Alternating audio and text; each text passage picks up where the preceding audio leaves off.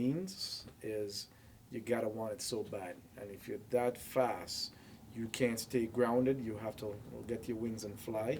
And if you stop breathing, you die if you have no air.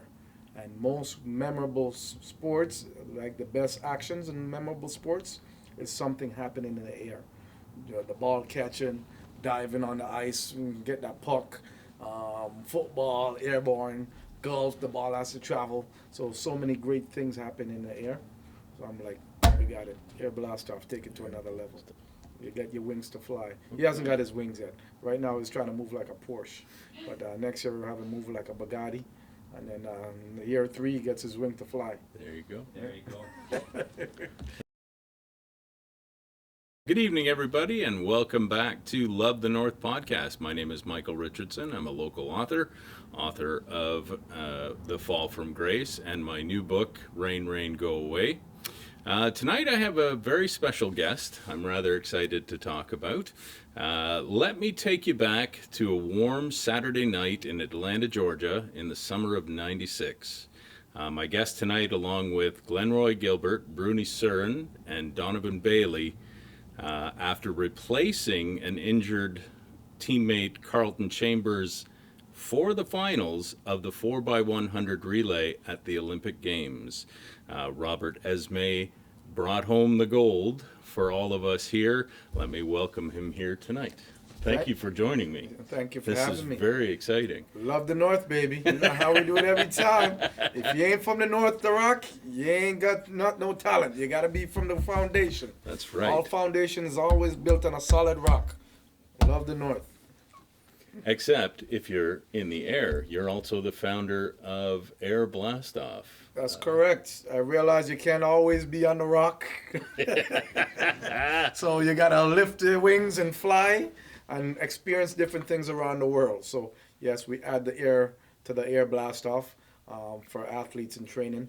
Once they get their wings and leave me, they're ready to go to the world and do their things. That's incredible. So we're going to talk a little bit about your very historic past, and then we'll come forward to talk a little bit more about Air Blastoff. So I think for anybody who hasn't seen it, you're missing out. We're going to show that video now just to reminisce about the great race back in '96. So here is Robert Esmie in his Olympic race. Don't blink, folks. Don't blink. Put on your seatbelt. And the man with Blastoff on the top of his head. Robert Esmie of Sudbury is all set to do that. Esmie will be running against John Drummond of the United States and the lead runner for Cuba, Andre Simon. He was a member of the Cuban bronze medal team in 1992. The first 3 runners were actually all in that bronze medal team in 1992. The new member is Perez. For the United States, Marsh and Mitchell were both members of the gold. Canada in lane 6, the United States in lane 4.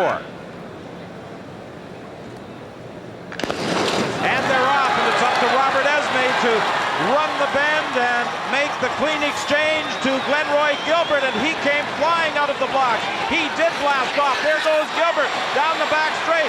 Gilbert is in a battle with Tim Harden. And now the third exchange, Marsh and Bruny Surin, and Bruny Surin has the lead. He's going to hand off in front, it would appear, to Donovan Bailey. A clean exchange, and Donovan Bailey is pouring it on. It's going to be double gold Canada. Oh, if you're Canadian, you have to love Saturday nights in Georgia. 37-69 for Donovan Bailey and the Canadian relay team, as Bailey and the other 3 members, Robert Esmie, Glenroy Gilbert, and Bruny Surin, will depart Atlanta with a gold medal. 37-69 their time, outside the Olympic and world record. But for this quartet, that is a Canadian record. What a run, and the key may have been Robert Esmie blasting off out of the starting blocks. They wanted that additional speed on the first leg. They got it from Robert Esmie. Bruny Surin ran a magnificent turn, and when he put the baton in the hands of Donovan Bailey with the lead, there was no way the 100-meter champion was going to be caught.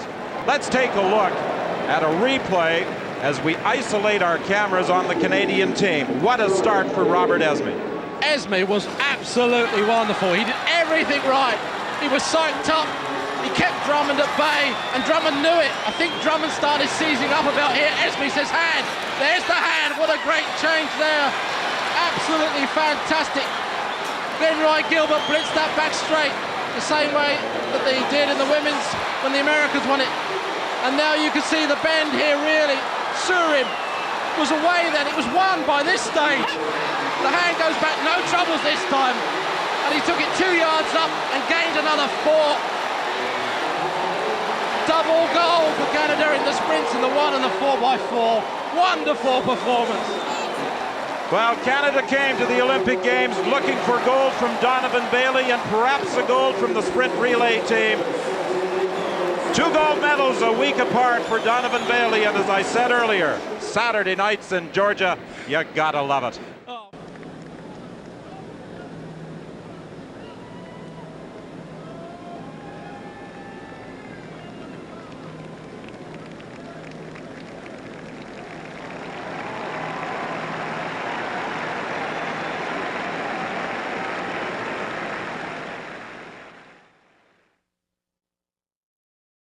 And we're back. Pick it up when you're ready. Okay. So Wait, what, Brian? Were you replacing somebody? Technically, no, but on the other scene, that's what they said. But technically, I earned my spot.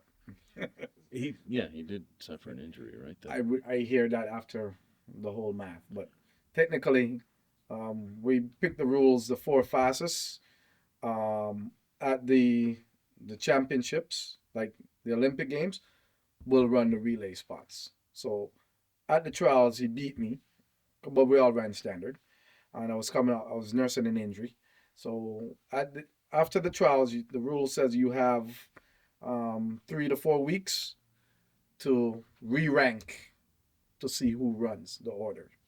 So I didn't run individual in the Olympics, but I only ran 1 race leading into the Olympic race.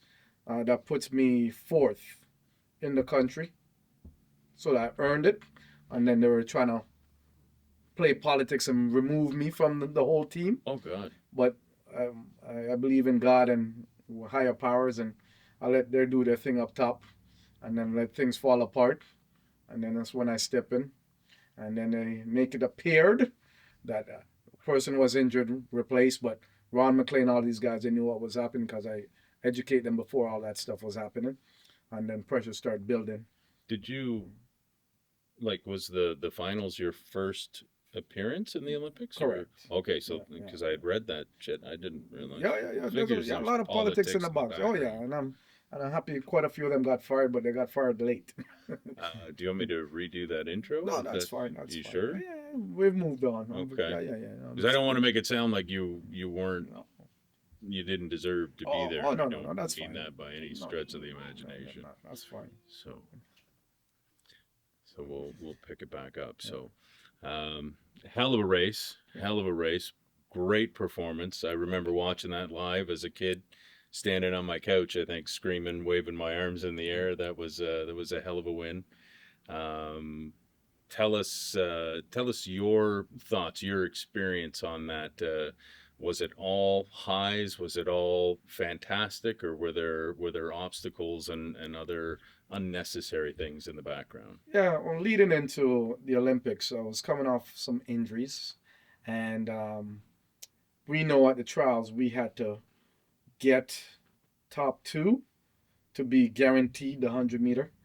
Top 3 was going to be selected by a committee, and that rule came in effect just in case we have the world champion or the fastest man in the world. If they get hurt, that we still want to have the opportunity for them to still represent our country at a later date, because you have a medical card and you can use it. So we always say the 3rd spot is selected by whatever that committee, that championship committee.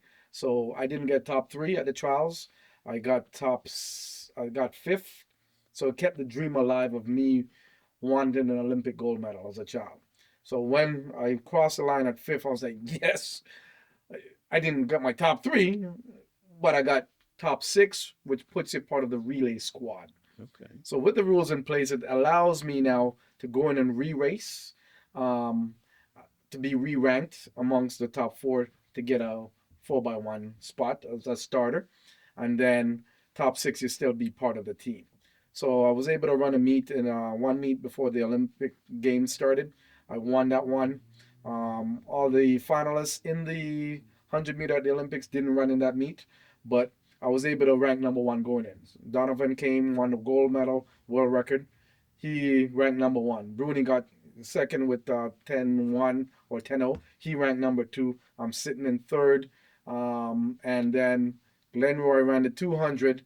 And I forgot how he did, but his 200 meter time still equals within the top 3, top 4.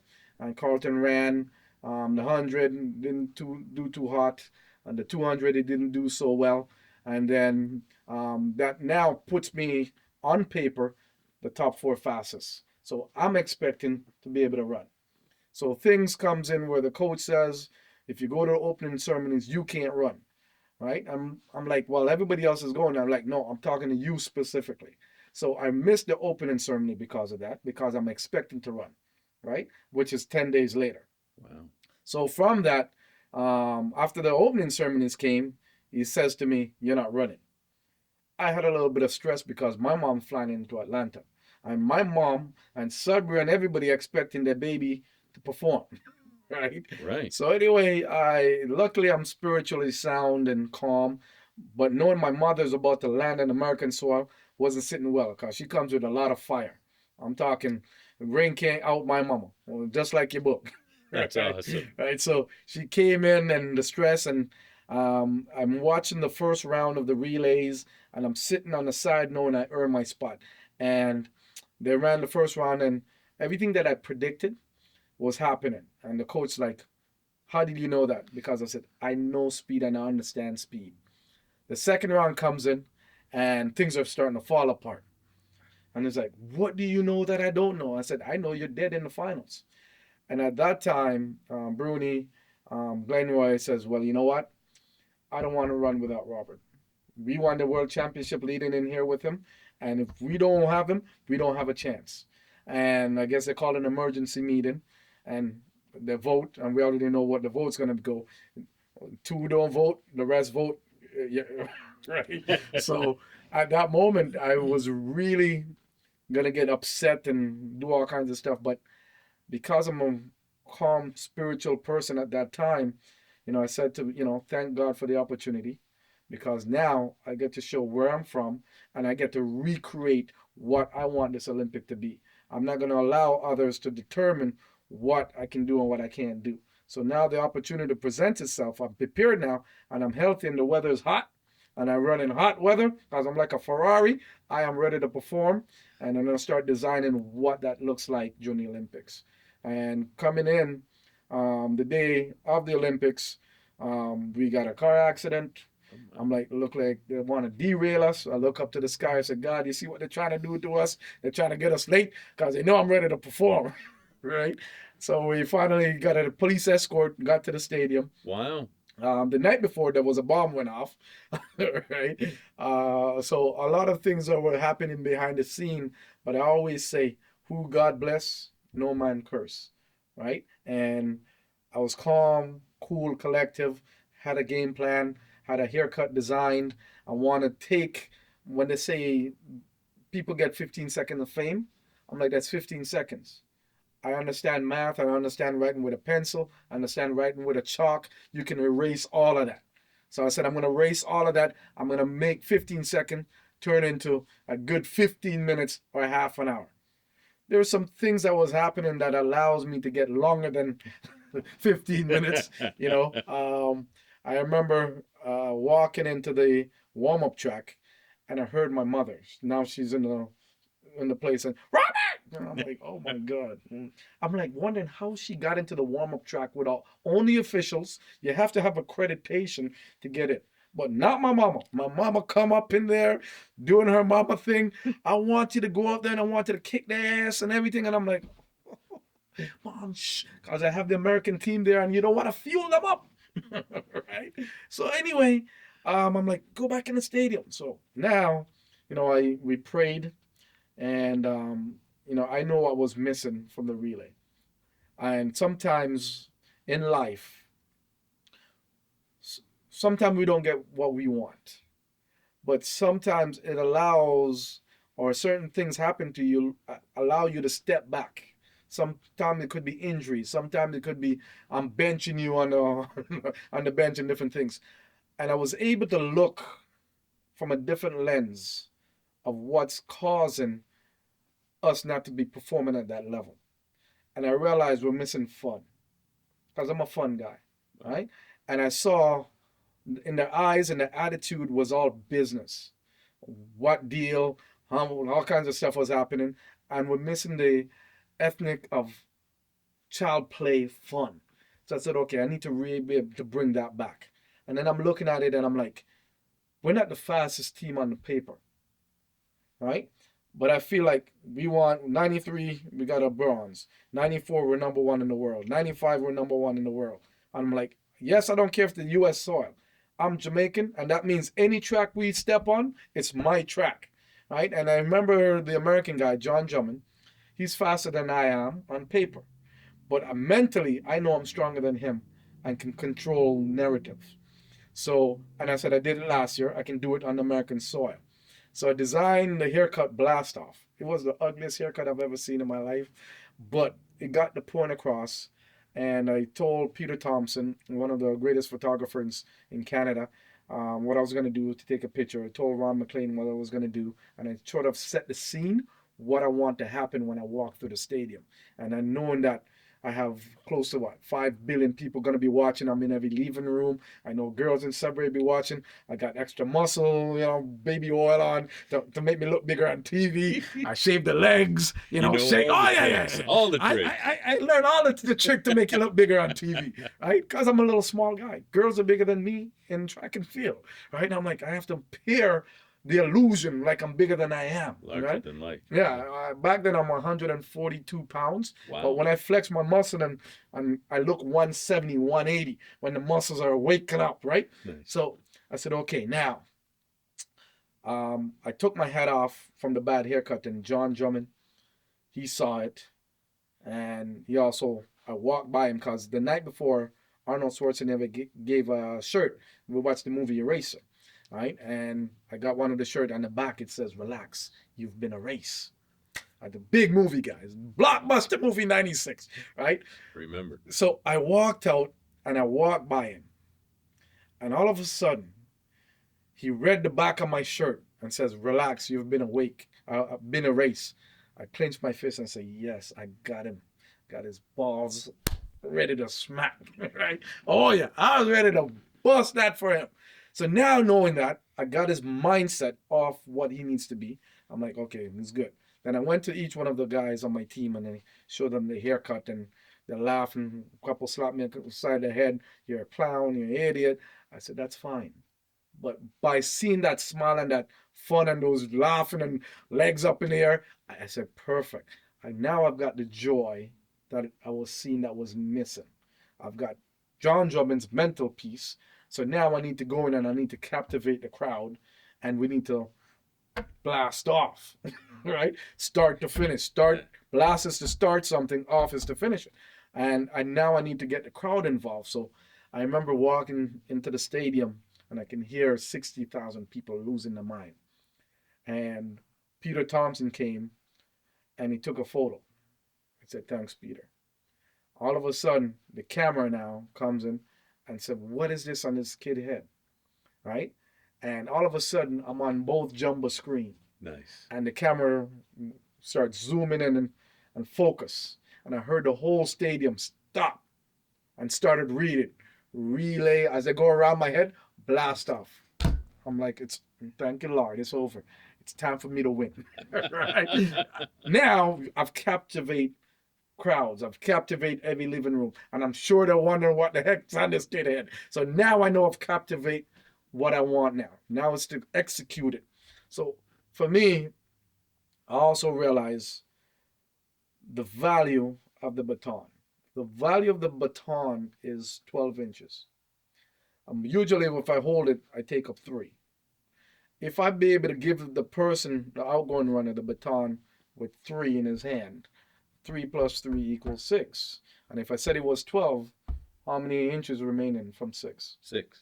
Perfect. You see how we collaborate? Listen, folks, this is a relay right now. You got to know what's going on. So And a 6 math remaining. lesson. So now you have 6, right? Yeah. Which is about this much. So the baton has to pass 3 more times to cross the finish line. So 3 times 6 equals? 18. That's the man right there. Boom. So all of a sudden, we're going from 6 to 18. So I've just saved this amount of time and distance on the clock, right? Now, a lot of them usually say stick and carry on the baton. And I said, can we change it to high? High is 2 letters. Stick is how many letters? 5. I just saved you some time again. Now, some of you guys might have watched the movie Lost in Translation. This is what you have to think about on the track. 60,000 people yelling all at the same time, 8 lanes, and 7 idiots, except for us, right? But saying the same nonsense.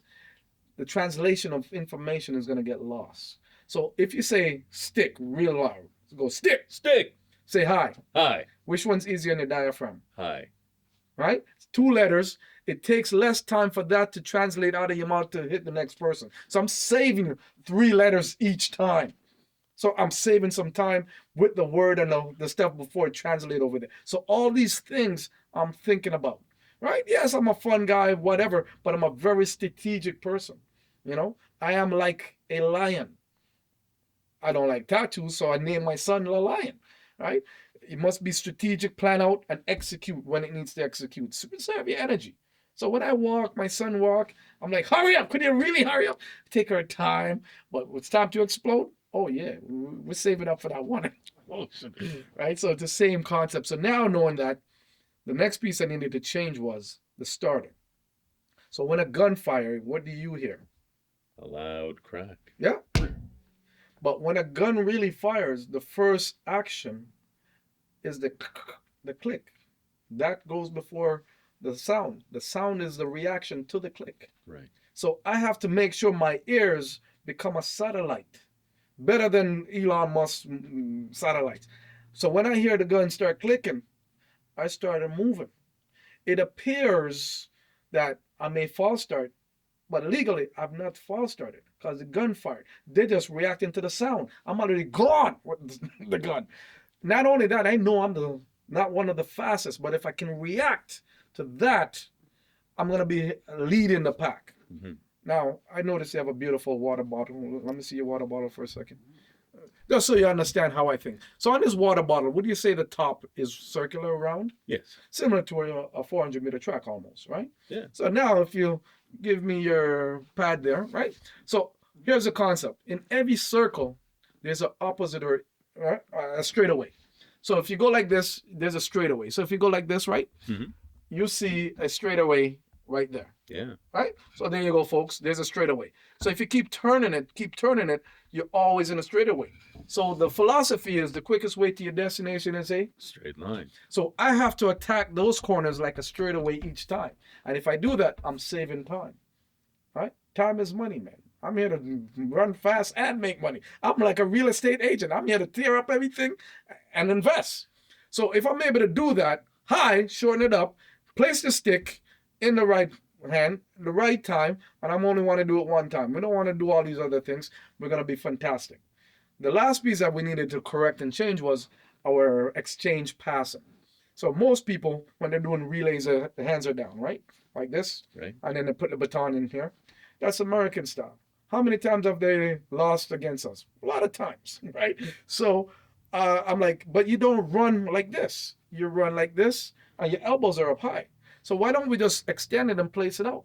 So we make sure we do that, and we share the track because it's rhythm, right? So if everybody's on the same side of the track, we're in trouble. So if I'm starting, I have it in my right hand, I want to give the baton to Glenroy in his left hand. So I take the inside of the track because I'm going to pass this on the outside. He stays on the outside and receive it on his left, and we kept the same rhythm, except maybe the anchor guy who's got a different story. right? So that way we're in rhythm and we're in sync. So when I'm here, when I'm going forward, I just extend it and it's done. He has to change his hand position from down to out, thumbs down, fingers out to the side. So when I'm running, I'm moving and I can see it right there. If it's here, I have to adjust my head and my eyes low, and that means my speed is breaking. Right. And I can't see. So if it's out there verbally and right and high, I can see all of that while I'm sprinting. So all those little things, I figured if we can change those and make it effective, we should win. And I know we were going to win. I had a vision we were going to win. And when I walked on the track, I said, we're here to win. Right? Not all of them believed it, but I felt it in every fiber of my body. I'm that type of guy. And we went in. He did blast off. I came into your living room, live and in color, and we performed. Right? Donovan had the baton 20 meters out, hands up, because the race was over before him. Yeah. We said Forrest Gump could have run the ankle. Bryson could have run the damn ankle leg, no matter what age. So for me, it was about plan and execution and being in the moment, because you have to be in the moment and enjoy the moment. And say thank God afterwards. My father passed away. He was able to see me becoming a complete person. My mother was in the stadium. Sudbury was watching. The whole place will stop around the world, 5 billion people, to see a magical moment. And it's like going to war to me, right? We're the winner against every country that day. And everybody wanted to see Canada beat America and others that day. So it was the sweetest victory. So you're 24 years old at this point. Almost. Right. Roughly, Yeah. Almost. Operating at that level on that stage. Mm-hmm. And your thought process was that clear. I like to hear that side of it, because we don't hear this very often from people that were there, for example, or who do this sort of thing. It always seems almost unattainable to the lay person, to the person sitting on their couch watching. So I like to hear your mindset as you move through that, because it's an incredible achievement. But then to hear you talk about it, it was like just another day at the office almost. Yeah, and you knew what you were there to do, and you did it, and that's fantastic. I've always said, when a person has a dream, like as a father, I have a daughter, and I wanted my daughter to play golf, right, or tennis, because she's half Asian, right? And I said, listen, baby girl, I'm just gonna be upfront with you. You getting a certain height and whatever, it ain't gonna happen. But I think you have enough skills where we can pick a sport that's gonna give you 80-90% success based on what I have. You didn't listen to me, and she wanted a model. I said, you can be a great golf model. You don't have to be good in golf. Just half decent. You can be all the model. You get all the stuff because you're cute, right? But it didn't work. Now she wants to go in that field. And I said to my son when he was born, I said, son, I didn't name my son. My woman, she's like, well, can I name him? I said, no. I said, listen, I know exactly what I want out of life. I don't want a wife.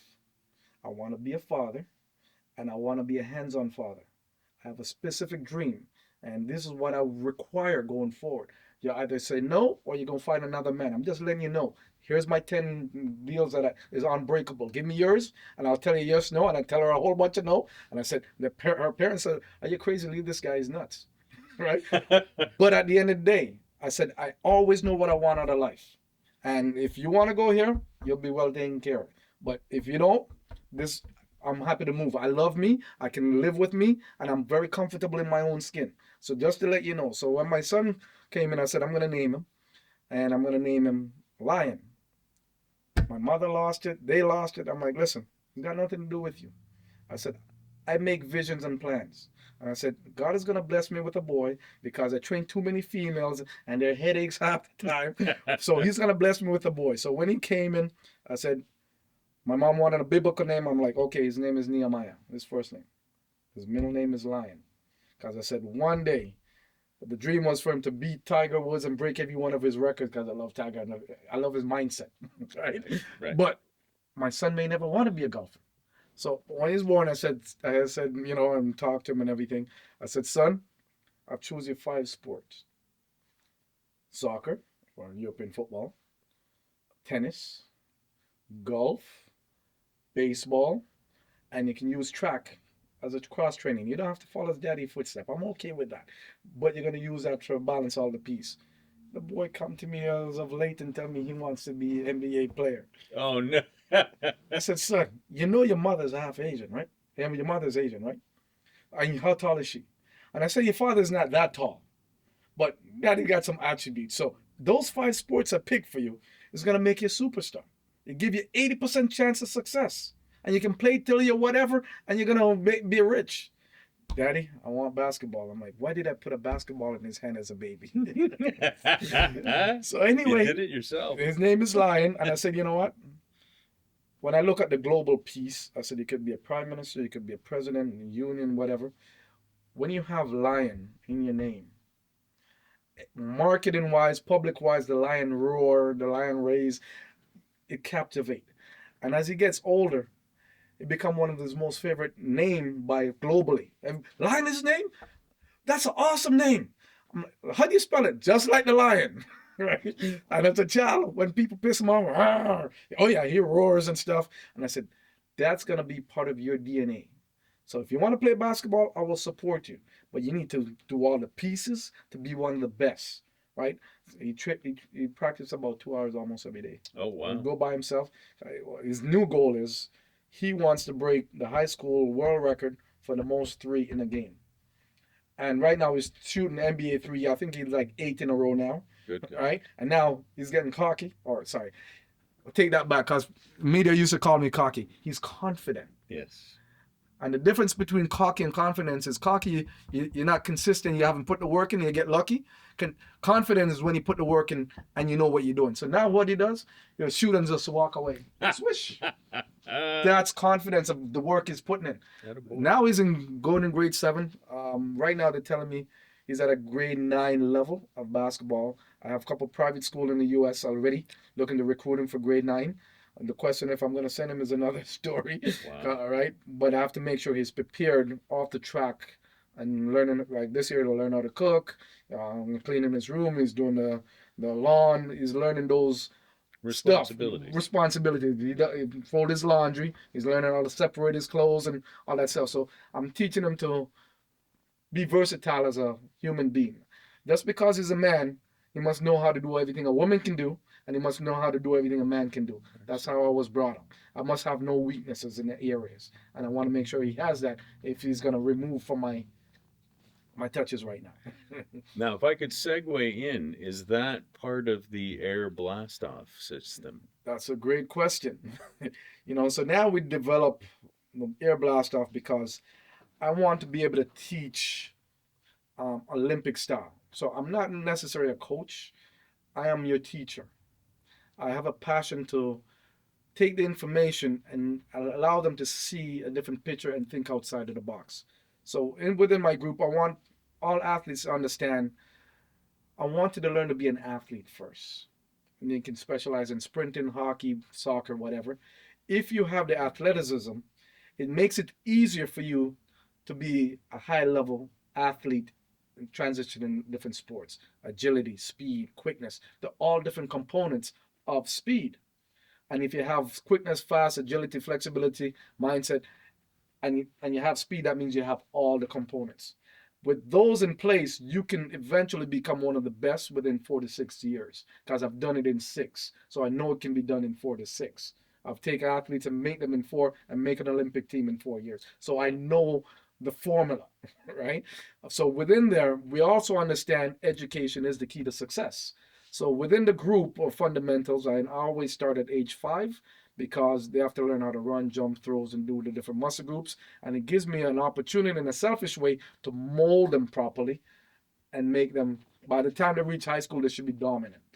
So now that I moved back to Ontario, I said Sudbury has great athletes, raw athletes from this foundation of rock. There's a solid foundation. Yeah. So if they don't have to be with me all the time, but if they tap in from multiple sport, they have the athleticism, let the hockey coach teach them how to shoot, skate, and the skills, allow me to build all the other pieces. So with that in mind, we created, for the first time, a high-performance group. That means you will come and live the world that I lived in. So you will travel with me. So they go to Jamaica, LA, New York, wherever we go, they come with me. So we have a bind with the parents and the athlete is education's first, and we're going to use sports as an opportunity to open up doors for you. But within there, there's certain standard that you must achieve to be here. You must carry a minimum 80%, and you must also your standard should be within top 20 in the country, and you have to achieve to continue. Or I know you're gonna hit it this year. So with that mindset, it's a very small group, collective group, but they're very powerful. Coming from Sudbury was very difficult for them to see them beyond Sudbury or even Ontario. Because when you walk into Ontario meets, it's mostly black people or whatever, right? And I'm like, you belong. And so the first year is usually building up the mental strength and let them know you can be here too. You can interrupt the space. I'm a space interrupter, right? So now after the first year, they realize, oh, I can be here. Year two is usually change over where the confidence now is built, and then we go start dominating and ruffle up the feathers. So with that in place, I was able to take majority of the athletes I had was from Llewellyn. So I said, girls, we have an opportunity to win awesome. As I said, I went the year before, and we just missed the podium. And I said, I don't like the taste. I'm a championship coach, right? I love championships. I don't care if you win in between or lose, but I don't like to lose championships. That's part of my DNA, right? So I said, we need to buy in. So with that being said, I said, we can win awesome, right? And we can get you on the podium. But we're going to have to put the work in and we have to sacrifice a little bit. And if we do this, it's going to be there. So as soon as they bought that in and we went in and we did what we did, first time in history that Llewellyn or any team from Northern Ontario have won awesome girls. Wow. Right? Now the boys are coming. And I said, listen, fellas, I don't want any dating in my group. I've allowed one, and I had to have an emergency meeting with both the parents and the athletes of expectation what this should be looking like. So I said, it better last the whole freaking high school year. Because I said, if there's something happening to get volatile, then I may lose two great athletes, right? Or I tell both of you no, right? And usually I build this system around one person, so she can't go because I build it around her, but everybody else must go. Right. It's that simple. Because when I move, she moves. Whatever, if I move from here, they're moving, the whole family. Wow. That's the commitment we made to each other, and that's a commitment. No matter what I do, it's around her right now. It will always be around her until she leaves. Then we'll determine what we go from there. But she made that commitment to me, and I made that commitment to her. Why I'm doing track now, because I was going to remove myself from the situation. So now that we build a solid group, the boys are coming and I said, listen, boys, understand this rule. If you want to duplicate what the girls do, right, we need to be structured. Your boyfriend or your girlfriend is the track or your sport. When you go to college, great. You're out of my hands, you're out of your parents' hands. But while you're here, we need to be focused because we're on a mission. I do not like to lose. I like to perform. You're allowed to lose, but how do you lose is important, right? So if you've done everything and they just outperform you in that day, then great.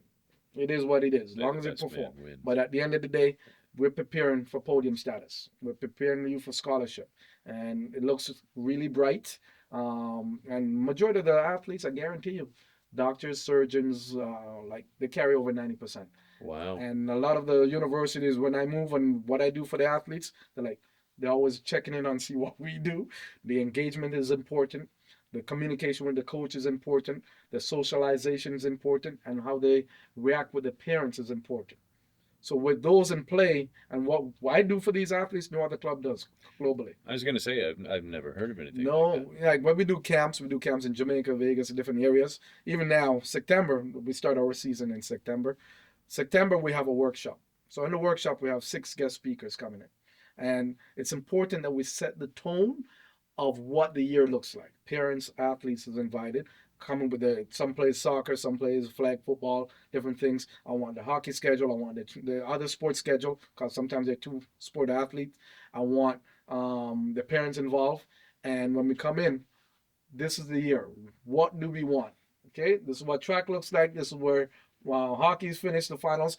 You won't need to be prepared for your championships. We're a championship program. right? You need to make sure you're ready for your hockey coach, your soccer coach, and let them know we're here for championship. We're not here for all the other crap. I'm here to get a trophy and go home. Yeah. That's what I'm sure. Right. So within that in place, there's a nutritionist, dietitian, Wow. supplementation. There's a specific program for females about their body, blood cells, different things that we're bringing in with different testing. I have some of the world's best sports chiropractors.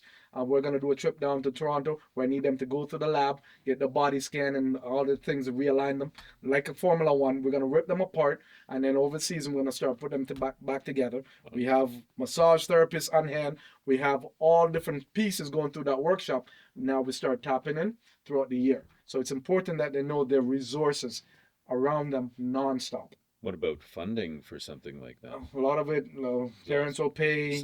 I've started getting a little bit of sponsors on board. I've restructured my whole backyard. We've got the pool, we've got the weight room, we've got the dry land where we sometime now I can start training them there. Parents is donating a treadmill coming in because certain areas we don't have access to, but I don't want that to be a limitation. So now they're going to donate a treadmill where we can go fast on. Another person has donated a tent. Some of them donate some, uniforms. So now with our uniforms, because we have different uniforms for different things, now I have sponsors on the different uniforms. Oh, nice. So they want a certain color, you pay for that uniform. And then some of that money now go towards some of the athletes who can afford to go to certain meets. I will flip the bill for them. And as long as it's a championship. So championship, we had like 8 athletes that I paid for. The coach and the hotel, the food and transportation, taken care of. Wow. Because they showed me at practice they work hard, but sometimes they can't afford that expense. So I said, no fees, everything's taken care of. I just wanted to perform and have an experience. So if anybody is looking to donate or contribute financially to a very worthy cause, we will be putting up contact information at the end so that people can contribute to this. And it costs. Those costs, Absolutely. It's one of the less costs sport out there when you look at hockey and different things. Yeah. Like, for instance, my high performance athletes will invest about, I'll probably say, on the top end, $6,000 for the year for everything, right? On the lower end, you're looking at about $2,500. But at the end of the day, as I tell those athletes, in high school from grade 9 to grade 12, I've spent $40,000 of my money. But guess what? I've walked away with any scholarship worth over $100,000. So right now, you're looking at about three athletes currently. You're talking about, if they go to the States, you're talking about $40,000 US a year that is taken care of and study whatever they want and compete. Fantastic. So at the end of the day, the investment return is a lot greater. And not only that, the life lessons that they learn, work ethics, nutrition, how to take care of your body.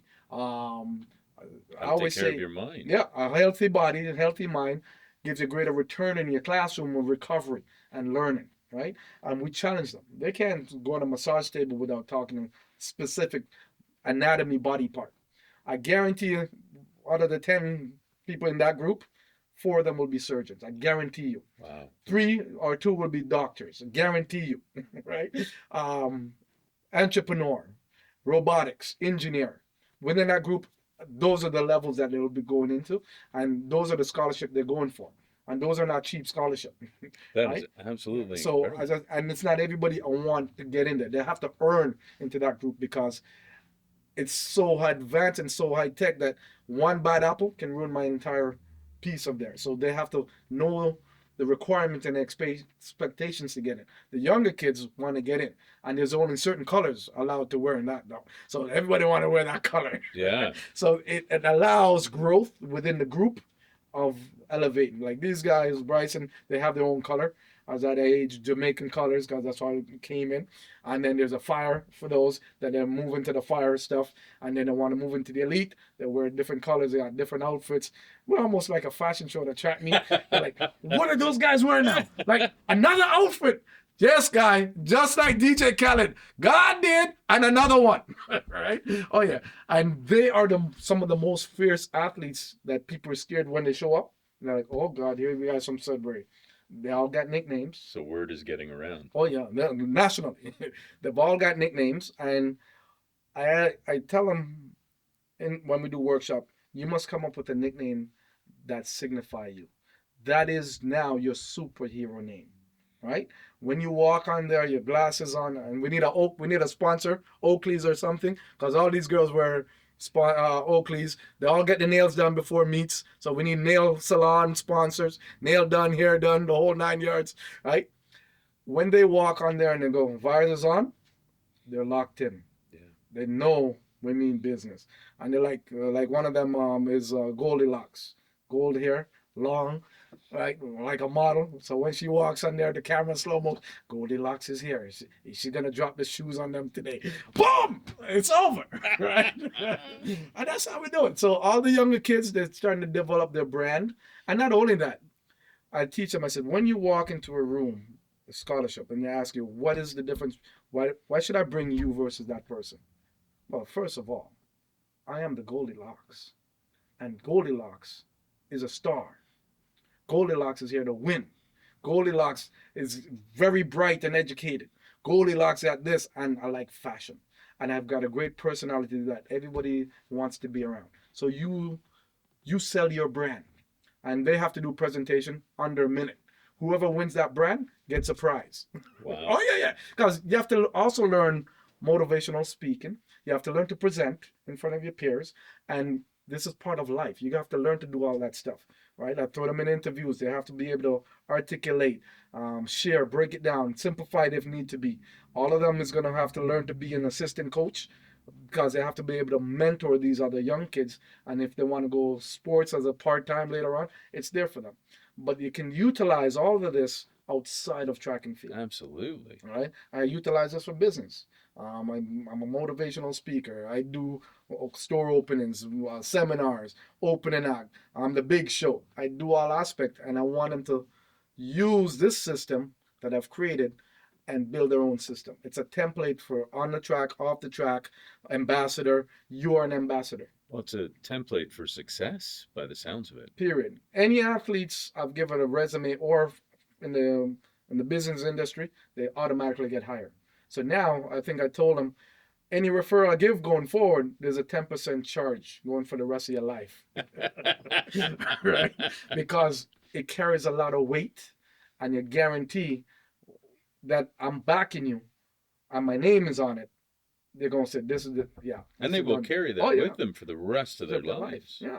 Even a gentleman I just spoke to on the phone today, he used to work for me in Vancouver in the medical space, and he was an accountant. At the time, he was been there for a while, and he loves numbers. But his English wasn't that great, right? And the company had to let him go. And I was heartbroken because I really liked this guy. So I called him after, and I said, come by the office. I want to talk to you. And I said, I have some friends in the financial sector, because I've always passed the test and they want me to work there, but I don't have the passion for financial. Right. And I'm not the numbers guy in a sense. So I said, based on what I see with you and the numbers, and I've always loved and fascination of your numbers. And, you're a pretty reasonable guy. Yes, you have to clean up your English a little bit, but it's still got nothing to do with the numbers. The numbers are the numbers, right? So I said, I have some friends over that I do a lot of presentation for Sun Life and Clerica and stuff, right? So I said, I have a friend of Sun Life. He's a big wig over there, and I do some of the presentation. I said, I'd like for you to bring your resume over and give him his name. And I said, go by and talk to him. It's 10 years now. He's working for that same company. And the guy, he'd go, oh, you remember the guy you refer me to? He's now the president of BC. And I said, Rolly, you owe me 10% of your life savings right now. You know that, right? It goes, because of you and the vision that you saw for me, I'm still here and I'm very successful. I said, as long as I keep taking care of my kids, I'm good. But those are the things, even now, I only recruited 4 kids this year. And one of them, lucky Yuraj, this Indian young boy, and I said to him, I called his father, I said, listen, I have plans for this young man. You don't know me, but here's my card. You can try, he's got a bit of distance stuff. You can try other clubs, but they're not me. I'm just letting you know. And if you go decide to try for them, you're not allowed to come over here. Do you understand? Yes, sir. I said, okay, go home, think about it. Calls me 48 hours later. I said, listen, I have big plans for him, but I want him to learn and experience things this year. There's no expectation. I just want to see him compete, run and stuff. And this kid, he runs at 800. He ran, I think, 220 at, he's 13. Yeah, 13. He ran 220 in the 800 when I saw him. And we did 6 weeks of training. Went 210, 212. It just missed the Canadian standard to go to the Nationals by 0.01. He's number 1 in Ontario now in the 300 meter. I make him run the 100 for speed work, and so I can see different things. So now we'll go back to the drawing board, and he says to me, Coach, it was the best move I've ever made. He's a great soccer player too, right? The endurance. I said, I don't have to worry about the endurance piece in a sense. So a lot of soccer running and stuff. So I said, he wants to not only make the team next year, because it's still young, it's U16, right? Right. I said, he wants to get a medal. I said, okay, let's go train to win it. So I said, okay, Coach, whatever you want. So I have the buy-in of the parents. He has the buy-in now, and I have the vision where I want to get him. So it makes my job easier. Absolutely. Right? So with that in place, and these are the athletes that I seek out now. So I only did 4. One girl didn't come. She goes to Notre Dame. It's tall, long legs. I saw some raw things. And I said, listen, you get one of my card. Because I didn't do much this year because everybody's a scammer. And I said, she hasn't arrived yet. She's coming. She just don't realize it. And with her height and everything, and what I see, I said she could win a Canadian title. But they don't see it, right? There's a larger girl. She didn't come, and it broke my heart. In Jamaica, we call them big bones. A larger girl. She did a couple of my dry land training, and I called the parents, and I said to her and her parents, give me for her for 9 months, undivided attention, and she will be a Canadian champion in 9 months in the specific events I chose. This girl had tremendous footwork. She's not fast, but she's quick. Got a bit of speed and was fast in it, and the right size. And I said, look in the mirror. Some people may see you as this, but I see you as a champion. I see you as the God, right? I said, I see greatness for you, but you don't see it right now. But if you can trust me of what I see, you're going to be a star in 9 months. 9 months. How much is it the mindset? Like if these kids don't see it in themselves, a gold medal is such a huge thing. Yeah. They need someone like you to just show them, hey, there's a path. Yeah. Just follow the path and you'll get to where you want to go. That's incredible. And that's what now. 9 months. Yeah. And so it usually takes me about 9 months to learn. My program is called Speed. I'm a speed doctor. Right. Right? Yes. And within there, people don't understand what a speed doctor is. So I said, okay. I had a lady, I was at the gym. I had a doctor coat on and everything, right? My lab coat, an iPad and everything. And she goes, why are you wearing a lab coat? I said, young lady. Oh, sir, thank you. I'm not young. I said, you're a young lady to me. Are you in a wheelchair? You're a young lady. She said, okay, all right. I said, a speed doctor is like a surgeon, right? They specialize in certain things. And I said, when you go to McDonald's, you know McDonald's for what? Burgers. What kind of burger? Hamburger. Which specific burger? The Big Mac. Big Mac. You go to Burger King, what they're known for what? The Whopper. You go to Tim Hortons, they're known for what? Coffee? Coffee, yeah. You go to Starbucks, what they're known for? A large latte. And the expensive one. Yes. Okay, so there's a value to certain things. So within there I said, young lady, you go to the family doctor, you're not feeling well. What happens? The doctor prescribe you what?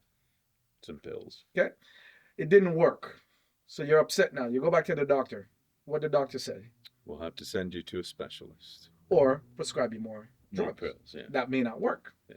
I said the difference between me and them is if I give you a prescription for speed and guarantee to make it faster, I'll give you your money back.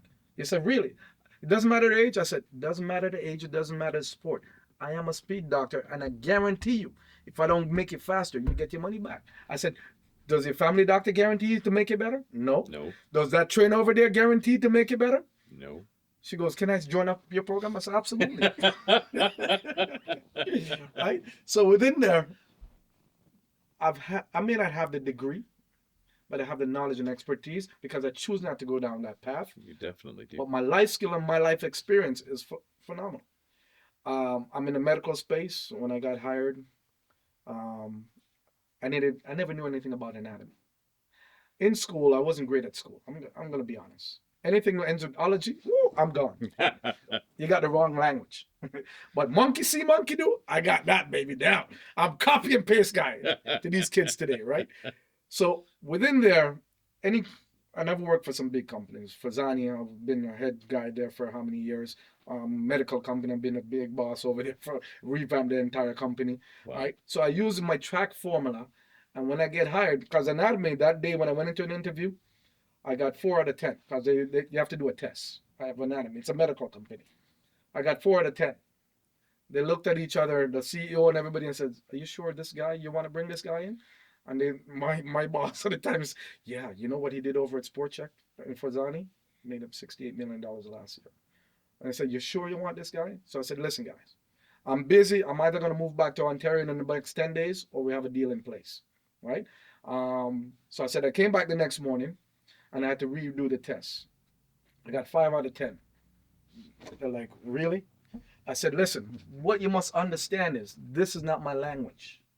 But the most important thing you have to realize," and Mark, the CEO, I got 5 out of 10. What did I get yesterday? 4 out of 10. I'm improving, guys. They're laughing and they're like, "Okay, if you look at it," they said, "What if I put you in a room with a whole bunch of surgeons and doctors because you have to be in that world?" I said, "Listen, have you heard of the chameleon?" They said, "Yes, I am one of that. Any room you put me in, I will change and adjust my language and adjust my behavior based on that room." And okay, let's give him a chance. And I said, "Okay, I'll commit for 3 years. This is what I want for pay." And I was there for 7 years. I revamped the entire place, making $1 million store. Wow. And now that I moved back, he's like, "Anything you want in Sudbury, just call me." He'll call me the odd occasion. And he was up here 2 weeks ago. He goes, "Are you ready for your store yet?" Wow. And I said, "Almost. I just have to put some things in place." But overall, I may not have certain education over there in my degree, but my life skill and my knowledge of expertise, and I said, start me from the bottom. I'm never scared to work hard, but be prepared. I'm not going to be down there for long. Yeah. Because I learned very quickly what not to do and what to do and excel, right? And I'm a people's people. So within there, I've always said, let's teach these athletes that they're student athlete. Sudbury, they like to be athletes, not my program. Student athlete. I may not have a degree, but I've learned from those that even if it's a crap degree, it shows people that you can complete something. And they can't take it away from you after you've done it. And you're committed. But having a degree allows you to have more money, right? So when I do a regular job, yes, my fee is different based on the market, but I expect to get higher within that industry. You come into my world, you're going to pay me surgeon money. I'm a surgeon. And for me, my mother always wanted a doctor because my mother always wanted to be a doctor. And she was a certain situation and she wasn't a doctor. And she supported me and gave me money to be paid back. But I tricked her to tell her I was going to be a doctor. I don't like needles and different things. But that's why I wear my lab coat and I wear my stethoscope sometimes. Because sometimes I check on the heart to make sure it's still beating out. I didn't kill you at practice. Right. You are the speed doctor. Right? And I take her and I send her pictures. So I know when I send her pictures, she's at church with all her church people and her people and show her that my baby's at the speed doctor. And then she can explain more. "Oh, he said, what's on the news, a speed doctor?" So now she got something to brag about at church. That's and Tita. fantastic. So overall, I didn't lie to her. I just changed the narrative and tell her and now I'm a doctor to her. And that's the most important. Is your mother here in Sudbury? Yes, that's why I moved back. She's at the age now where, once a child, twice a child, once an adult. And, when I brought her to Vancouver, I wanted to actually move to Vancouver before my son born. And she said yes. And then last minute she pulled the plug, said, "No, because now she feel like if I'm at work, everybody's at work, she's going to be alone and different things. And I said, you know what? It's okay. I get it and I understand. I said, yes, I have some of the best doctors around me for her. But at the end of the day, loneliness can make people die a lot quicker. So I said to my boss at the time, I said, listen, I'm going to give you a year notice, but tell me what you need to be in place before I exit, because I need to be there for my mother. She was there for me from day one, and no matter, she make all the sacrifices. So I said, it's my turn. And I said, I want to take my family so that I can understand what I'm doing, because if they decide not to do that for me, everything is going to a nurse from overseas. I'll pay them whatever, right? Yeah. But they must understand the process of what I do, why I do. And I tell them, I gave them a year. I said, you don't have an option, so start preparing your mental state of what's going to go down, right? Yeah. Because I said, my mother comes before any one of you guys. And when she leaves, then my kids, then my own. I said, I told you that from day one. I never lied. And it's that order. So don't say I didn't tell you. I gave you 10 things that I recommend. Right? If anybody can't respect Yeah, that, right. there's So, bigger problems. so now we come back and mom is my number one priority. Make sure she's there every step of the way as while she's alive. And, you know, a couple of days ago, she goes, you know, I don't know what I would do without you. I said, listen, I don't care, or my sister or whatever. I said, I understand what you did for me growing up. I understand the sacrifice that you made for me. I understand how cold it is that you have to walk from work to get to me. I understand that you spent 25 years picking up people, cleaning up people as a nurse, and their crap and all that stuff. I understand those things. And I said, I'm here for you because I understand. And while I'm alive, I'm here for you every step of the way. I said, when you're gone, I might be back into another area, but now that these girls have committed to me now, most of my athletes are female. Now, if mom passes away tomorrow, okay, if it doesn't, now I'm committed to these girls to get through their high school. So at least I'm here for at least a few more years, Right. because this year we've made a commitment to each other that I'm going to see their journey through. Because I was going to move to Vancouver actually August, I was going to go back. Oh, wow. I already have job waiting and different things. The boss is like, "Where you want to work with us?" I'm like, "No, I'm good. I have another job where I can do other things. I want to go into a different industry." But now that these girls have committed, I said, I'll be in Sudbury to finish off your high school years, and then we'll reassess. Even if my mom's gone, I gave them that commitment. I don't think Sudbury realizes how lucky they are right now. You know, it's sad sometimes in Sudbury. I have to fight with different organizations, different spaces. I walk in any cities in Ontario, and they're like, "Can you come and take over, run the whole track club?" The mayor's asking me, "What do I need from them?" I'm like, because I was gonna move to on like that side, and I'm like, wow. I come here, I keep fighting and pushing against each other. Nonsense. BC, I'm the speed doctor for almost every sport out there. Every club, I'm running the programs. Right? As a speed, you know how many CFL athletes I have, NFL, lacrosse, that play on the national team, that I train and run the whole programs for BC, all the junior development here. But not here. I've sent letters to Sudbury soccer team. I asked for meetings. I did a bit of stuff with the tennis club here, which I understand. Like all the team, the football teams, the part, and a whole bunch of them. I said, do you know what I do for a living? I have athletes fly from Houston, Sault Ste. Marie, Toronto, all over to come to Sudbury to work with me. I said, do you realize what you have here? I said, if you've got the speed, quickness, and component to your program and agility, you'll be undefeated in Ontario.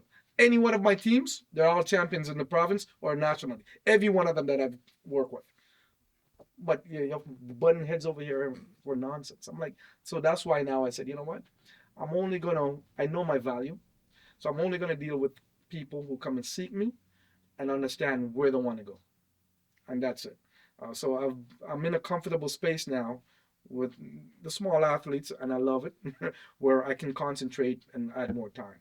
Like this year, I said, listen, I'm going to give you guys 4 or 5 more hours per week, and I'm going to keep adding things around it. There's no expectation. Cost is the same. I want to be able to make sure whatever your visions and goals are here, we go get them, right? That is amazing. And that's what it's about now. And I said, I'm willing to invest into you guys, but once again, I got to make sure your grades need to be here, and I don't mind doing it, but I need to feel the love and I need to feel valued. If that's there, no problem. I'll move mountains for you guys. But everyone has to be feel valued. And for me, a lot of the athletes, even now, it's about mental training. Every week they get videos on their. I've created an Instagram group chat, and every week they get messages, motivational stuff, and they have to go through it. Give me 3 things that they learned from the video, right, and 3 things they're gonna apply within training that week. Because now it tells me they're thinking and they're thinking about where we want to go, what that message was about, and how can I use it to my advantages. And that's what separates us from a lot of things. And I said, you can have another weight trainer, great. You can have another track trainer, but they're not me. They don't think the way I do. They don't see you and value the way I do.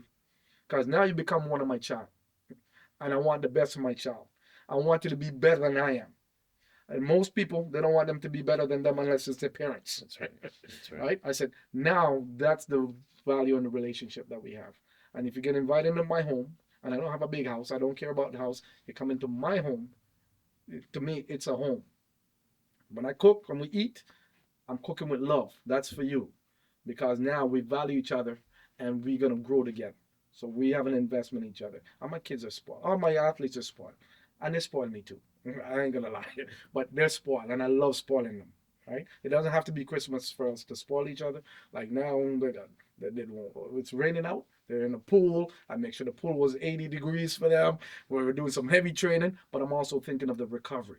Okay, your recovery part of the day now in the pool, we're going to do some drills and get to go play. There's a fire pit if you want to warm up, right? And then the parents pick you up. We're good to go, right? So these are the little things that I want to make sure we take care of them. I'm thinking about the mental piece, the social piece, all the other pieces. And now we created a bingo. There's an education component. They get to play games, but it's education. And if they complete it, they get prizes. There is a training module of it. That means, and then there's a team development. If they go watch another athletes in another sport, they get a check mark. If they go and cook dinner, they get a check mark. If they clean up the room 1 week straight and the parents signing off, they get a check mark. So I'm giving something for the parents as well. If they get A's, they get B's. If they get 3 A's in a row, it's a square. What they get prizes, right? And then the social aspect, they go to the movies and the different things. There's different pieces of the puzzle where everybody participate and get prizes from it. But I want to get a whole inclusive of activity, mental, the psychological, physical, the education, all piece wrapped up together and make it a fun game with prizes. So yeah, bring me some prizes. The athletes are, they like good prizes. Don't give me them cheap stuff. You got the wrong program. Now give me the good stuff, the value stuff. Yeah, right. You should approach the Board of Education and apply that systemically. That's it. Here's a crazy story. I'm in Vancouver 20-something years. I work with St. Thomas More College. All the 20 years, they want to hire me. And I said, I don't have a teaching degree. They're like, we don't care. You work with all our athletes and we see how you run seminars and stuff. You can finish. A lot of them, they get we call it a module of education to give out, and they go through it and lessons, and then they add their own 2 cents. They said, the way you run your stuff, you're better than a lot of our teachers. I said, I'm not in that space, right? And I don't want the responsibilities. So now, when I moved back here, I joined some brilliant partners in the tech world. And we created an app called Critique, feedback platform, personalized feedback. And I said, I wanted this to become part of my legacy. So within the Critique app, you can upload anything from education, music, sports, art, whatever you want to learn and have passion for. You can find an expert globally. Wow. And get a critique, personalized critique. So they can see the work, boom, done it, send it back, and then give it back to you. Resume, correction, all it. Name the industry. We've got over 25 industry. Writing? CEOs. Yeah, writing, broadcasters, photography. Any industry you want to have passion and want to develop, you can get global experts, CEOs, pitch decks, whatever. In there, upload your stuff, they break it down for a fee and send it back within 5 business days. So we love the Cameo concept, and we know people pay and then get it later. So we know that, and we watched it for quite a while we're developing the app. So we know there's a need for that. Northern Ontario, such as us, I didn't have an expert in sprinting and stuff, and I have Now, with that, I have different events. And if I don't feel like I'm an expert in there or take it to another level, I have them upload their video to an Olympian or a different coach. And then I get to see it and say, oh, I was right. Or, you know what? Great, great eye. And pick up and continue that learning and development. Once again, You're still learning coach, too. yeah, coach, the mentor. So this year, 2 years ago, I said, I think I want to go in the classroom. I'd like to take this knowledge, this experience, and this way I articulate and engage with the teenagers and deliver the content, right? So they said, well, why don't you apply for the Catholic school board? They're not as strict as the the Rainbow District and stuff. So I upload my resume. I had some of the top education space president, principals, board gave me letters of reference and recommendation that they would have hired me and stuff like that. And I upload all the stuff in their system. Didn't hear anything back. 6 months. I called one of the school and said, you know, I upload my resume and stuff. I didn't hear anything back. Oh, okay. Did you fill out? I said, yeah. Well, what happened? It flags it that I don't have a degree. But I said, the Catholic school board said you didn't really need one based on your experience, etc. Right? You can still, you know, get into the system. Yeah. So now I went on a Zoom meeting with all the school board of Catholics of Ontario. Schools in Barrie want to hire me. Schools in Toronto want to hire me. They're like, move down, right? They're like, do you understand we hire a lot of athletes even without a degree based on what you guys do? And I see what you do, and I saw your reference letters. Them like, really? I'm like, so I applied. I talked to the Rainbow School District and said, what can we do? What do I need? But I said, I do not want to go to school for 4 years. I've got enough experience over 20-something years in this space, right? That should count for something. An honorary degree, if nothing else. I said, I've been in the medical space working with surgeons, doctors in surgery rooms. And I said, I know more than most family doctors. I said, you know how many athletes come to me on a regular basis with orthotics problem, with this problem? And I'm like, boom, boom, boom, boom, solved.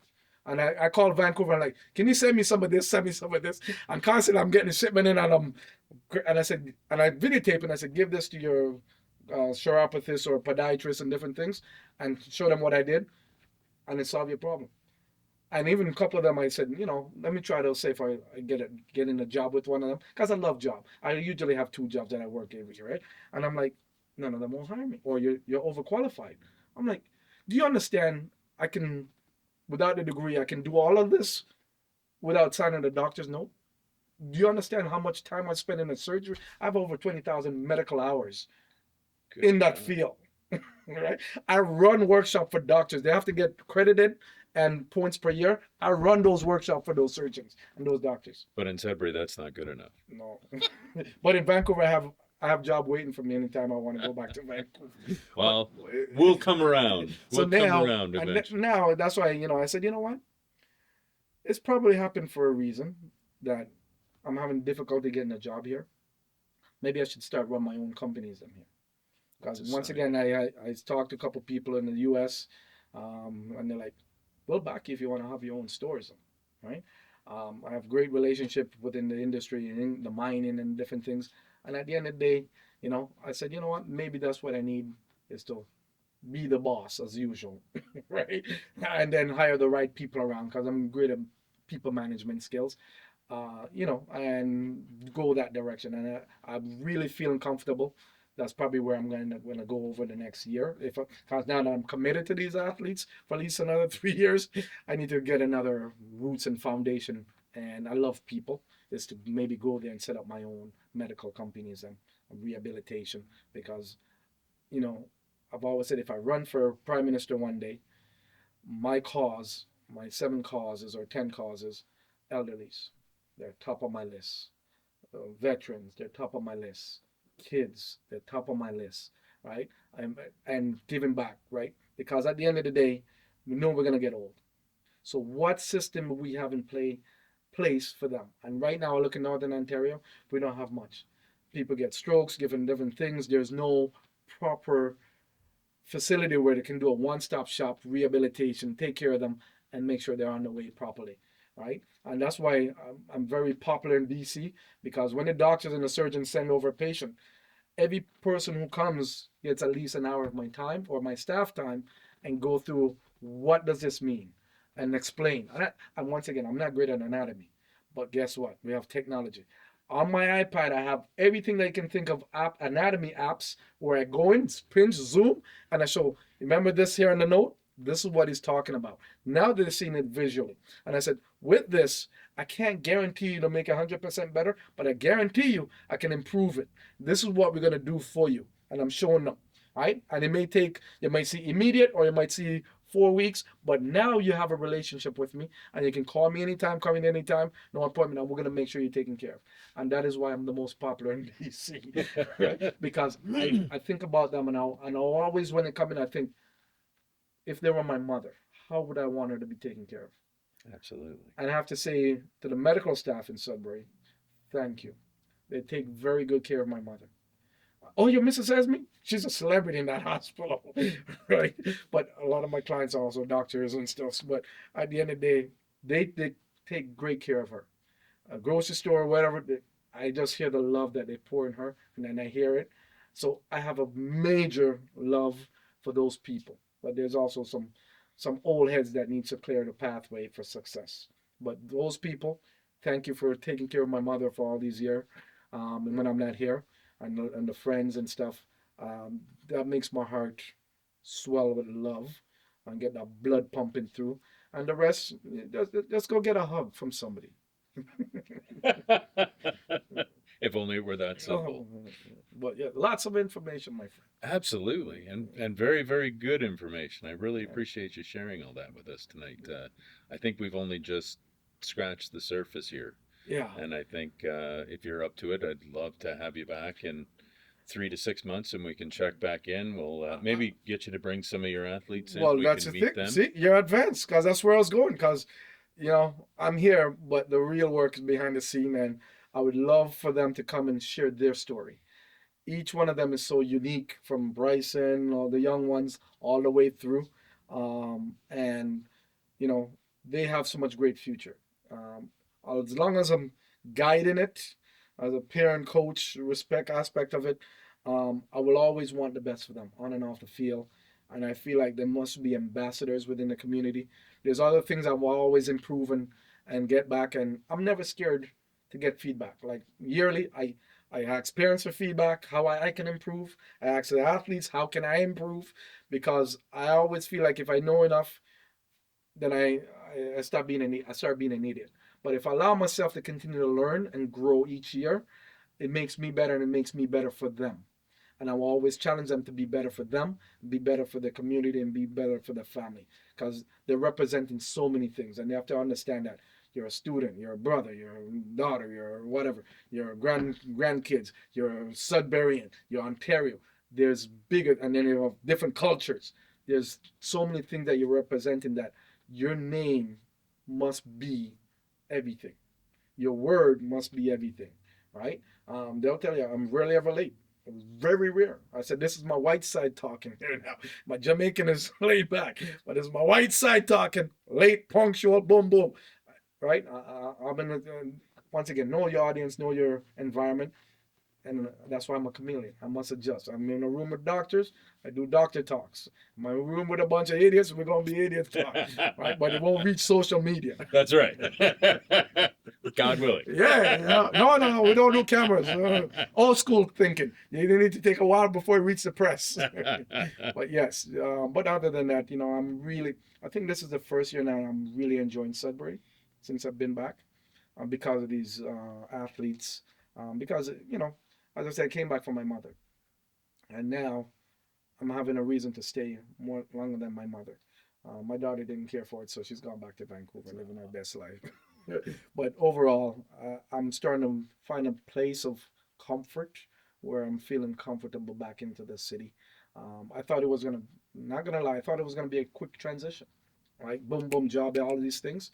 It took a while, because the culture of change, the age group of change, right? A lot of the old cats, blast off, what, rocket? right? All right? They're like, oh yeah, I know the racket. But the young generation, I have to educate, and that's okay. And now I'm a little bit busy on social media, and now that I go globally now, all the young kids, 12, oh, here's the guy, that's the guy, that's the guy. Wow. So that's becoming a norm now, and my athletes still like, wow. They're like autographs, this and that. So, yeah, that's your coach, man. Right? So, but now, because of that space, it allows me now to grow with the younger generation, and reintroduce myself to them. Yeah. Right. Yeah. But the old gen, they know old school classic blast off. Yeah. Right. And it's crazy. In BC, I'm known for Robert Esmie. In over here, I'm known for blast off. Because sometimes you say Robert Esmie, who's that? Blast off, they remember blast off. And BC, you say blast off, they're like, who's that? Because I'm more into the corporate sector over there, in that world. So when I left here, blast off was on the down low over there. I'm going into the corporate sector and Right. that type of life. So they know me as my government name. Yeah. Yeah. Yeah, but yes, I'm happy now to merge both. And yeah, I'm enjoying the space and the mindset I'm at and the freedom of calm. Because I'm a calm person, so I'm not that yellow type of coach. And because when parents and coaches say, be hard on me, I said, you got the wrong coach. Yeah.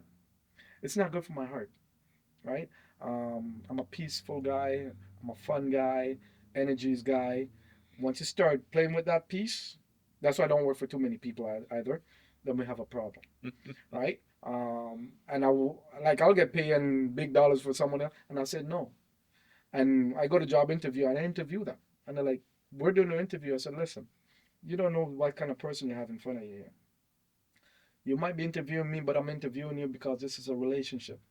But when I tell you I'm in, I am in. If we like what I'm hearing, because I know what you want to hear, but I need to hear what I want to hear and see where we're going, because this is a relationship." I said, I don't have to work for y'all, right? Yeah. This is a relationship. And they're looking and I said, I'm built different. I'm not your regular employee.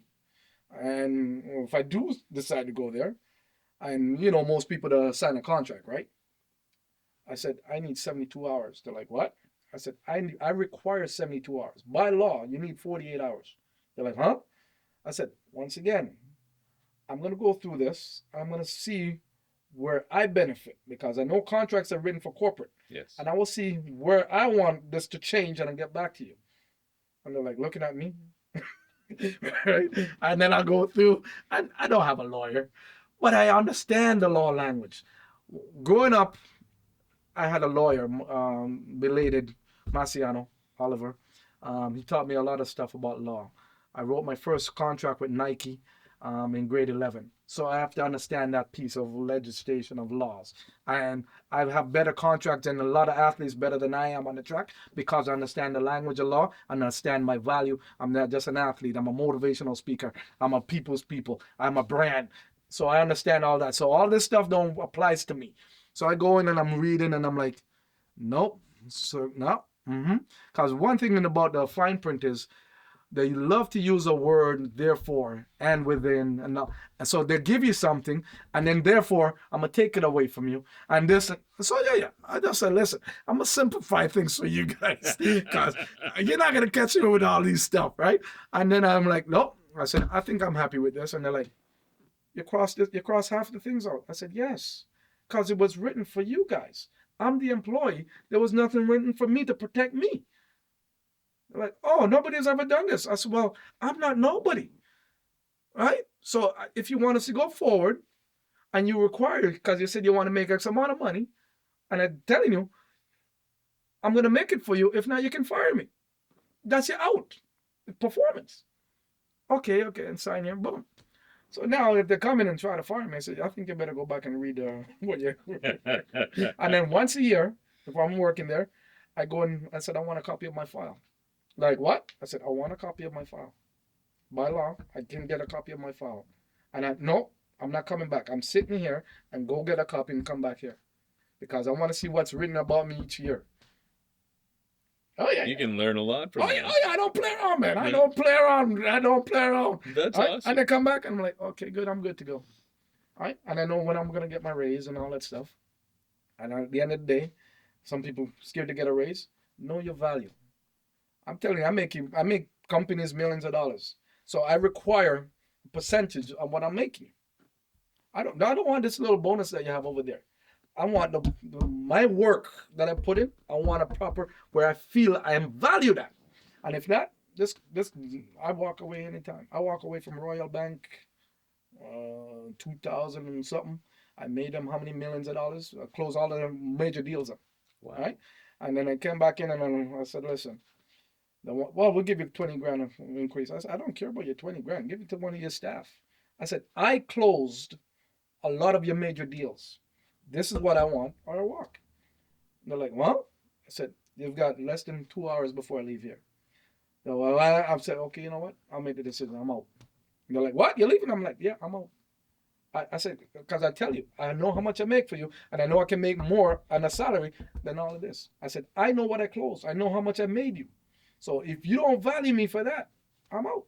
And then I left there, and more than 6 months later, Fazani flew out to interview me. And they're like, what are you doing here? I'm like, what do you want to do? And I said, okay, well, let's interrupt the whole space. I'm going to revamp the entire sport check industry on the West Coast. And I start running the head trainer for all the managers and start changing things and made them 68 million 1 year. Jeez. And then I said, I want more money. They're like, huh? I think so. And they're like, huh? I said, you got the wrong guy again, right? And then once again, I spent a couple of years. I said, you know what? This is not working out for me anymore. So, and then I took a year off from all industry. And then I met Kintech in the medical company. And I said, listen, this is what I want. I don't have this education pieces, but it won't take me long. And then, I was there for 7 years. And now I said, going forward, I said, anything that I do, I want to own a piece of it. If not, I'm going to do it. I'm not going to make people millions of dollars anymore unless I get a percentage. Absolutely. Yeah, because I said, now I know my value. I tell my athletes, and I send them a video. I said, a bottle of water in the corner store is how much? $2. Okay. A bottle of that same water at the airport is how much? $4. And a bottle of water on the plane is how much? $10. It depends on where the same water depends on the space, and people know the value, if the need of it. So I share that with my athletes, and I let them think about that. I said, you can get another trainer. I don't really, that's fine, but they're not me. I'm valued at certain things, and I'm very good at what I do. I don't know what they do over there, but I know what I do, and here's my accolades. And here's my athletes at the accolade. I'm not here for the sweet talk. I'm here to give you what you ask, but you have to put the work in to balance it out. So, and that's how I look at life now. Going forward, I have to own a piece of something. I don't care if it's 1%. I have to own a piece of it. Else, no. I'd rather hang out with my son. Absolutely. I'm my mama. They're my two besties right there. Yeah, life, eh? It's incredible. Yeah. Well, it's been a very good experience talking to you. I'm so glad that I was able to share this time with Thank you. you. Well, you can teach me stuff. One day I would love to write a book like you, you know. But I've learned something. Chat GPT. They keep telling me, do you want to write your book? Right? So Don't take the easy way out. listen, man. I'm a fast guy, so I got to find quick ways to get the stuff done. I can promote it once it's finished. There you go. Right? So, but no, that's something probably I've been trying to. I've written, I think, about 50 pages, and I've framed up everything already. So that base is there, but I have enough for a movie, not just track, but off the track.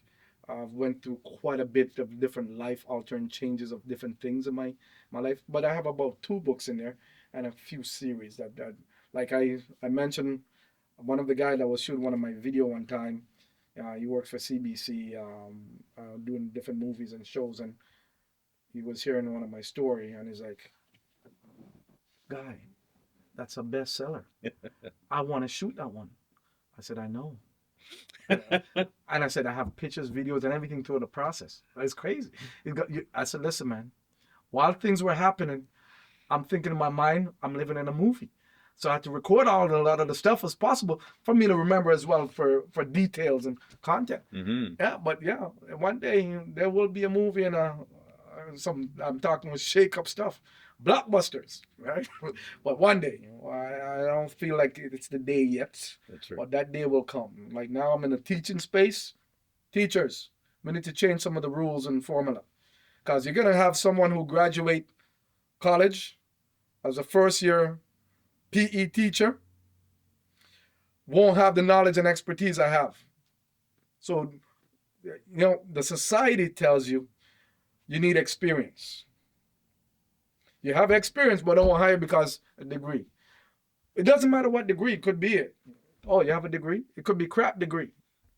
But I have a degree, but I should get in. Come on, guys. Yeah, right? and now all of a sudden, because of that piece of paper, you have credibility. Well, you know what the crazy thing is now? The world that we live in is that, I have an international student from Morocco here. And he said, oh, how do I get a job? Can I bring resume? I'm like, what? Resume? Are you crazy? They don't take resumes now. He's like, what? I said, listen, everything is online. If now they bring a resume to a store, the store has to hold it for 7 years. They don't want that responsibilities. So everything goes online. And they hide behind scenes. They don't want to call. They get an automatic email, say this.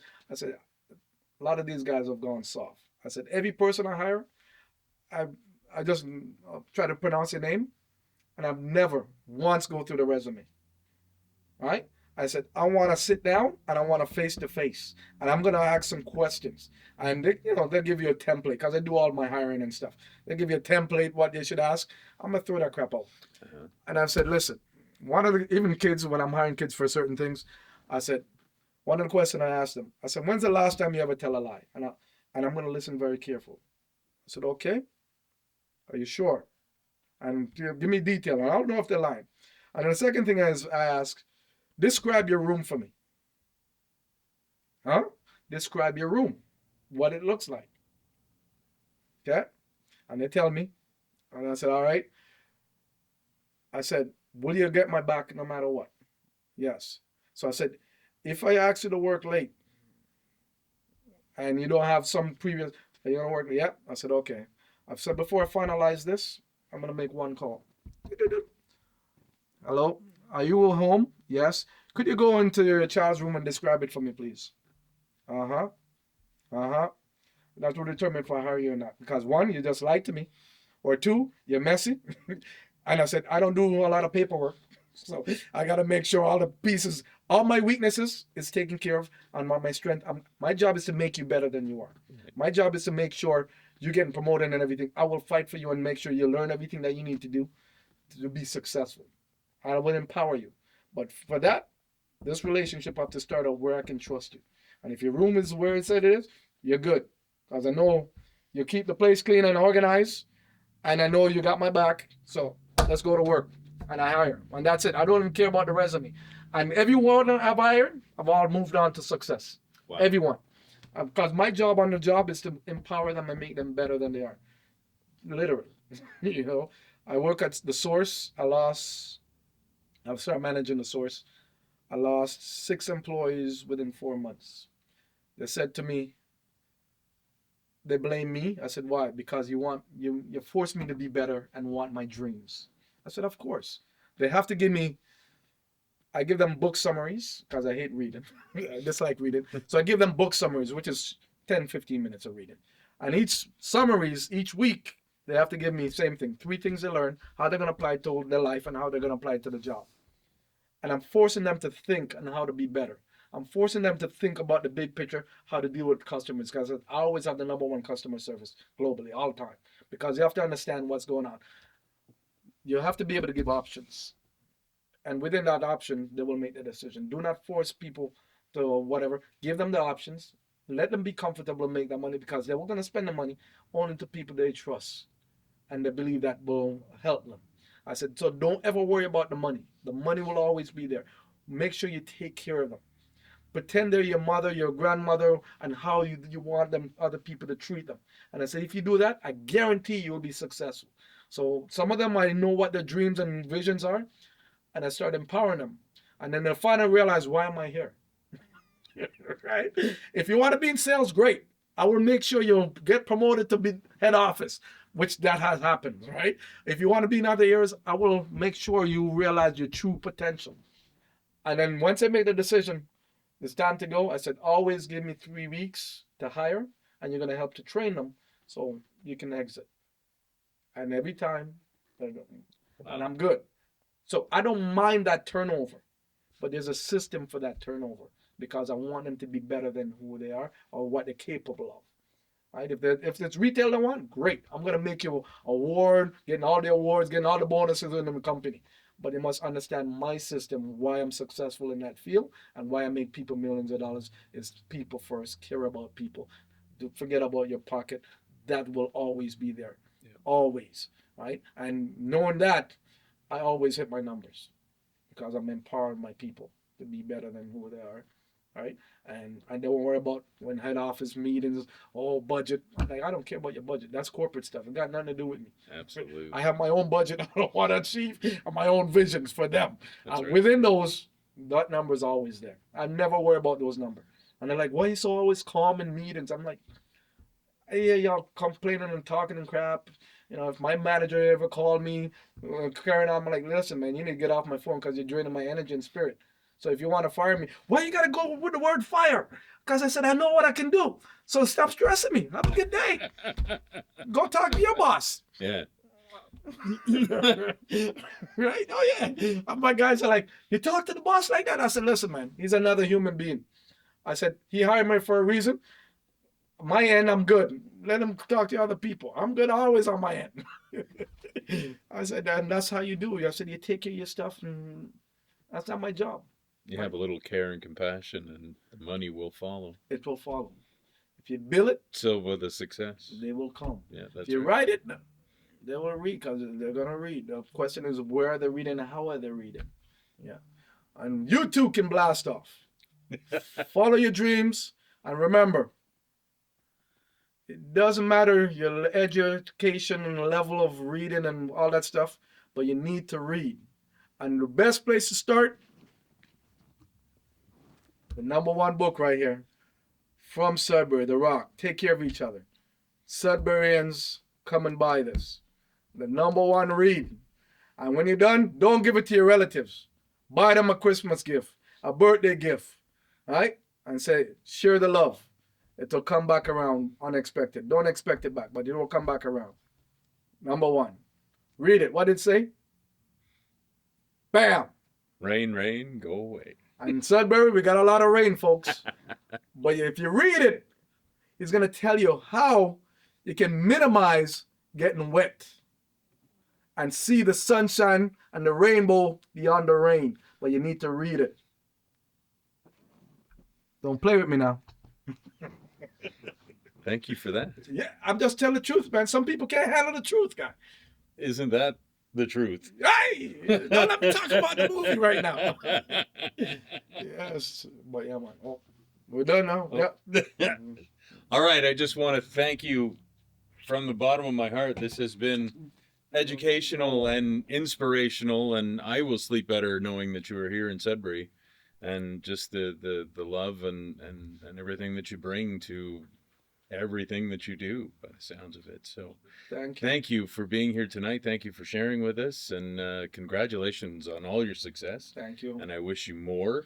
And I Abundance. really do hope to see you back and bring your athletes. And Absolutely. Let's meet them and let's get their names out there. Don't worry, you'll meet them. And parents who's watching, I want to thank you for allowing us into your space and your home, and for trusting us to give you the truth and the right content. And for me, if you're any of your athletes looking to improve, accelerate, you can find me everywhere. I'm like Google, airblastoff.com. I'm on Instagram. But remember, when they come over, come with an open mind to learn, improve. And if they're really, really serious, welcome to the high performance. I'm the speed doctor. Education is very important to me. You know my story. If I had my degree on there, I would have been globalized, but my dream was I wanted to become an Olympian, which requires sacrifice, commitment. With technology today, I could have merged both easily, but back then, with my worlds of travel, it was very difficult. So remember, stay in school, listen to your teacher, don't sit in the back, sit up front, so you can be focused on what the teacher is saying, so the words is not lost at the back of the room with those chatterboxes. Be engaged, participate, never scared to put your hand up, because guess what? You're going to separate yourself from all the other 28 students, and the teacher's going to say, oh, you know what? You were right, or you know what? You were wrong, but this is how you improve on it. That's how you learn, right? Learn from mistakes. Don't be one or the other back watching, because everything will just go by you. Be the action. Be the cause. Be your own CEO in the classroom. The Speed Doctor, ladies and gentlemen. Thank you for having us. Holla at your boy.